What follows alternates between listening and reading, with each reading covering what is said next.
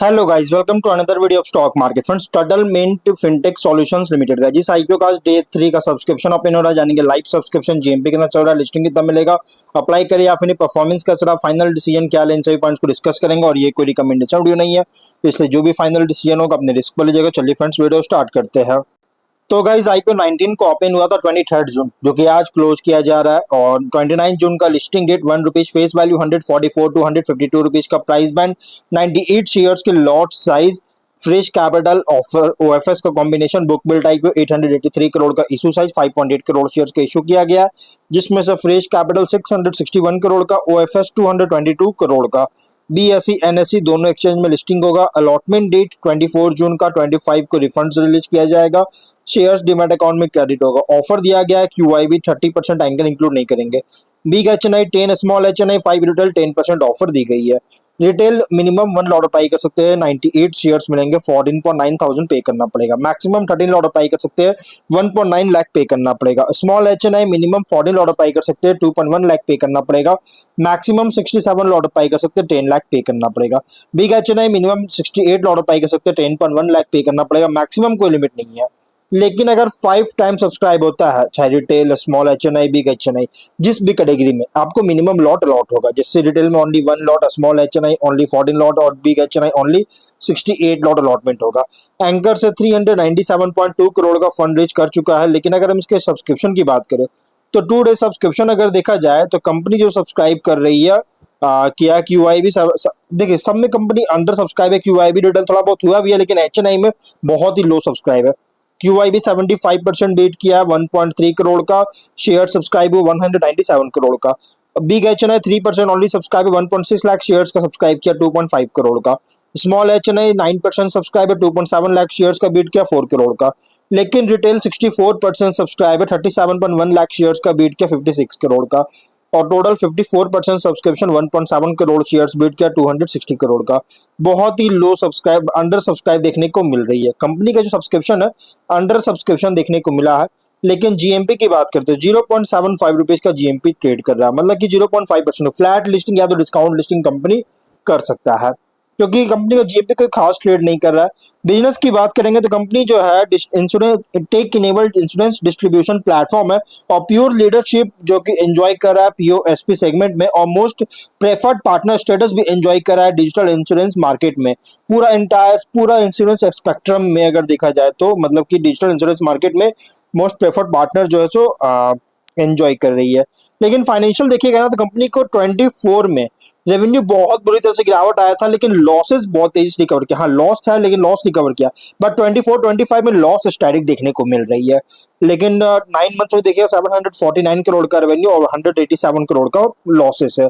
लेकिन गाइज उसके बाद भी अगर देखिए तो यहाँ पे लॉसेस जो हो रहा है, इसके वजह से जो पी रेशियो है, नेगेटिव में पी रेशियो। लेकिन हाँ, ये कंपनी जो है ना, हेल्थ, कार और लाइफ इंश्योरेंस बिजनेस में मेजर क्लाइंट्स के लिए इसमें जो फैला हुआ है कंपनी का बिजनेस, और इंश्योरेंस मार्केटिंग में जो कि मेजर शेयर है कंपनी का डिजिटल इंश्योरेंस मार्केटिंग में।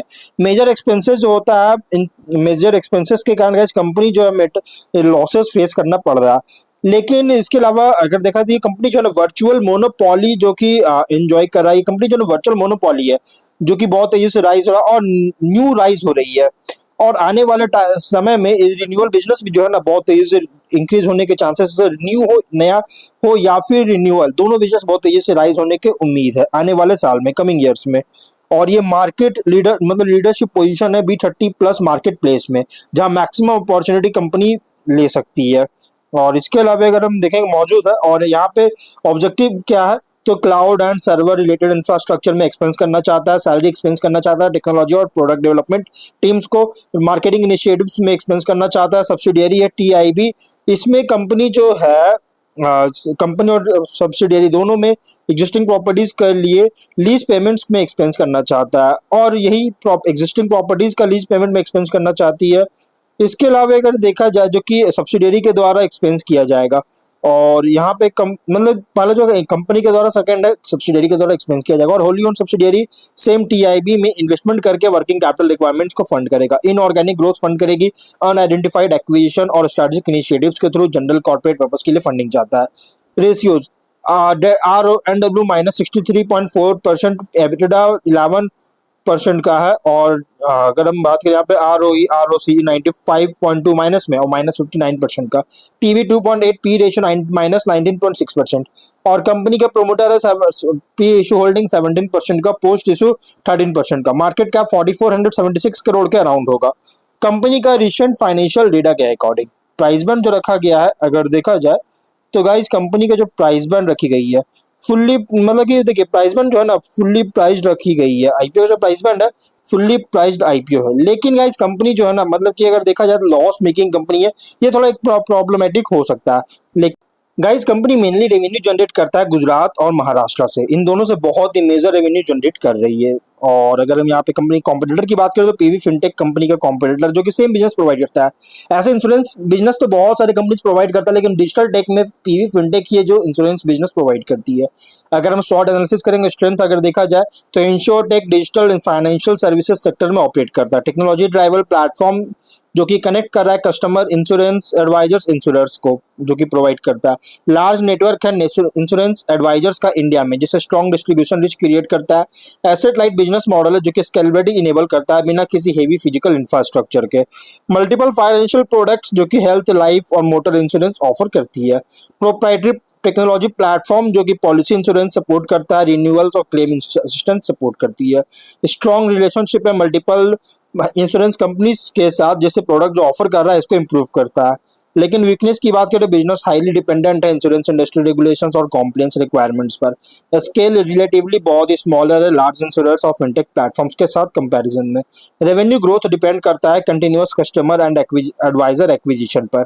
हाई कॉम्पिटिशन है डिजिटल इंश्योरेंस डिस्ट्रीब्यूशन में, जिससे मार्जिन को प्रेशर कर सकती है। थर्ड पार्टी इंश्योरेंस पर डिपेंडेंस है प्रोडक्ट अवेलेबिलिटी और प्राइसिंग के लिए।